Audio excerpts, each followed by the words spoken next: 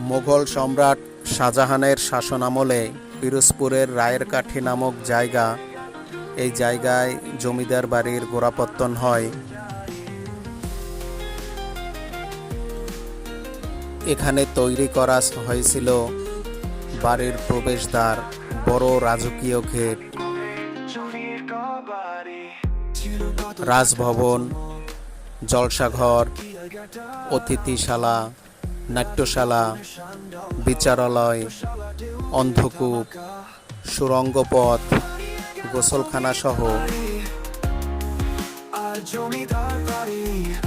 অসংখ্য ছোট বড় মন্দির।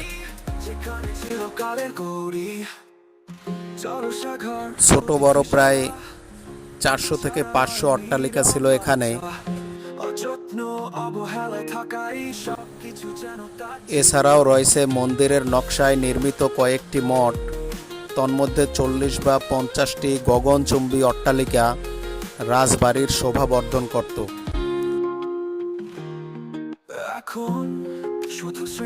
কয়েক বছর আগেও এখানে 40 থেকে 50টা বিল্ডিং ছিল, যা এখন বর্তমানে ধ্বংসপ্রাপ্ত মিলিয়ে মোট 7টির মতো ভবন এখনো মাথা উঁচু করে দাঁড়িয়ে আছে।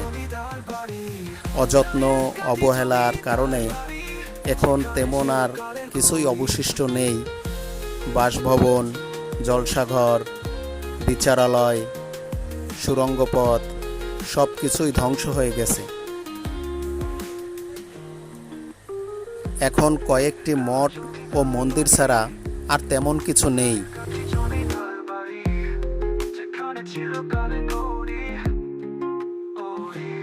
আর যেগুলো রয়েছে সেগুলো প্রায় ধ্বংসের মুখে।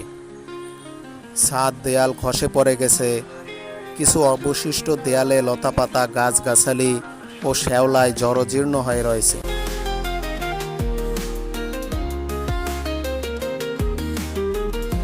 এখন এখানে দিনের বেলায়ও একটা ভৌতিক অবস্থা বিরাজ করছে।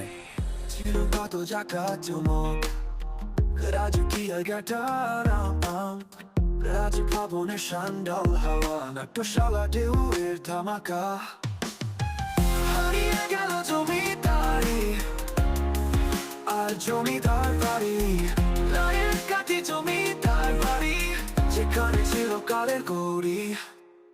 জলসাঘর, অতিথিশালা, বিচারালয়, নীরব বাঁচা, অযত্ন অবহেলায় থাকাই সব কিছু যেন তার ছিল।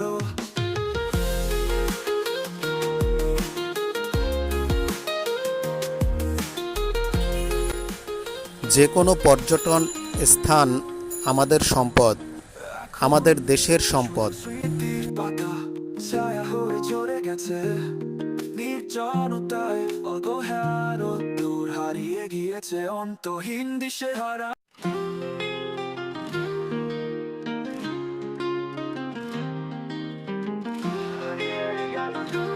এইসব স্থানের প্রাকৃতিক কিংবা সৌন্দর্যের জন্য ক্ষতিকর এমন কিছু করা থেকে বিরত থাকা উচিত। দেশ আমাদের, দেশের সকল কিছুর প্রতি যত্নবান হবার দায়িত্বও আমাদের।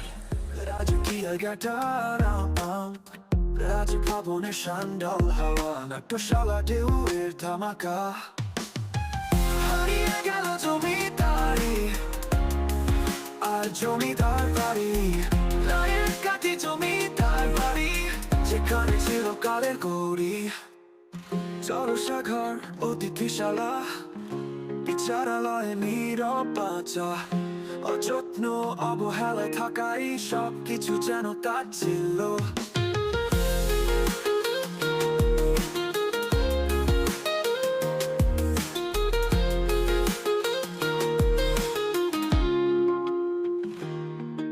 এখন শুধু স্মৃতির পাতা ছায়া হয়ে ঝরে গেছে, নির্জনতায় অগহ্বর দূর হারিয়ে গিয়েছে অন্তহীন দিশেহারা।